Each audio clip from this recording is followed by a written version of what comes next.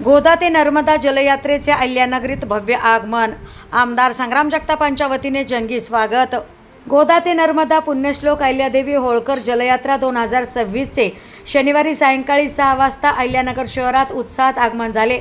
शहरात ठिकठिकाणी नागरिकांनी जलयात्रेचे जंगी स्वागत करत जलसंवर्धनाच्या या उपक्रमाला उत्स्फूर्त प्रतिसाद दिला. तर अहिल्यानगर शहरात गोदा ते नर्मदा जलयात्रेचे आमदार संग्राम जगताप यांच्या वतीने उत्साहात स्वागत करण्यात आले. सुरुवातीला छत्रपती शिवाजी महाराज यांच्या पुतळ्यास पुष्पहार अर्पण करून अभिवादन करण्यात आले.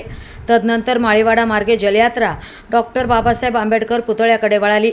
डॉक्टर बाबासाहेब आंबेडकर यांच्या पुतळ्यास पुष्पहार अर्पण करून तदनंतर ज्योतिबा फुले यांच्या पुतळ्यास पुष्पहार अर्पण करून श्री विशाल गणेश मंदिरात डॉक्टर सुजय विखे पाटील आणि आमदार संग्राम जगताप यांच्या हस्ते पारंपरिक कलशासह आरती करण्यात आली. यावेळी वारकरी संप्रदायातील भक्तांचा उत्स्फूर्त सहभाग पाहायला मिळाला.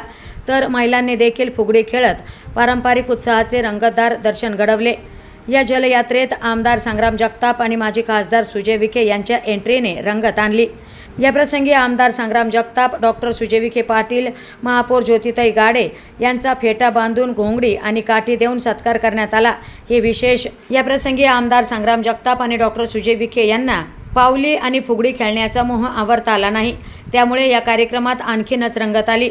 अहिल्याबाई होळकर यांनी जलसंधारण आणि पाणी व्यवस्थापन क्षेत्रात केलेल्या कार्याचा संदेश जनतेपर्यंत पोहोचवण्याचा मानस असल्याचे डॉक्टर सुजय विखे पाटील यांनी सांगितले. या कार्यक्रमास आमदार संग्राम जगताप, डॉक्टर सुजय विखे पाटील, महापौर ज्योतिताई गाडे, उपमहापौर धनंजय जाधव, माजी उपमहापौर गणेश भोसले, स्थायी समिती सभापती आणि नगरसेवक मनोज कोतकर, राष्ट्रवादी जिल्हाध्यक्ष संपत बारसकर आदींसह भाजप महायुतीचे आजी माजी नगरसेवक, पदाधिकारी, कार्यकर्ते आणि नगरकर मोठ्या संख्येत उपस्थित होते.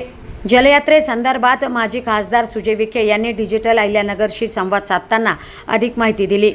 अहिल्यादेवी त्रिशताब्दी जन्मोत्सवानिमित्त एक जलयात्रेचं आयोजन करण्यात आलं. नेमका काय सांगा?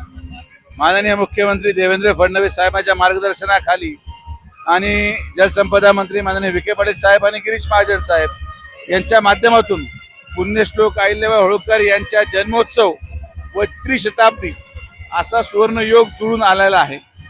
जे काम पुण्यश्लोक अहिल्याबाई होळकरांनी पाण्यासंदर्भात केलं, जल संवर्धन असेल, किंबहुना शेतकऱ्यांना पाण्याच्या प्रति असलेलं महत्त्व त्यांनी लोकांना पटवून दिलं. ते कुठंतरी जनजागृत व्हावं आणि त्रिशताब्दी सोहळ्याला साजरा व्हावा अशा प्रकारे ही संकल्पना माननीय मुख्यमंत्री महोदयांची होती. आणि म्हणून जन्मभूमी ते कर्मभूमी अशी यात्रा आहे.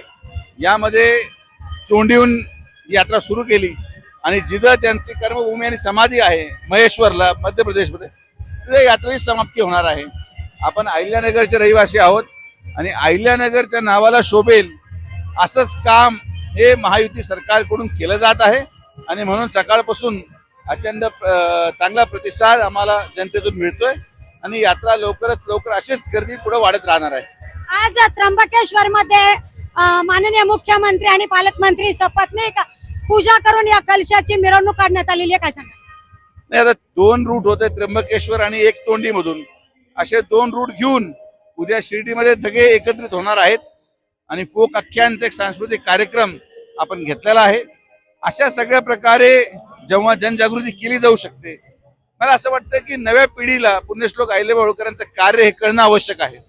जे मुलं आज स्कूलमध्ये असतील त्यांना कदाचित त्याचं ज्ञान नसेल, पण या यात्रेच्या माध्यमातून जेव्हा याची चर्चा होईल तेव्हा निश्चित नवीन मुलं मुली या गोष्टीचा प्रश्न विचारतील की हे सगळं कोणामुळं करतंय, आणि मग कदाचित अहिल्याबाई होळकरांचं काम हे जनतेपर्यंत अधिक प्रखरपणे पोहोचण्याचं काम केलं जाईल.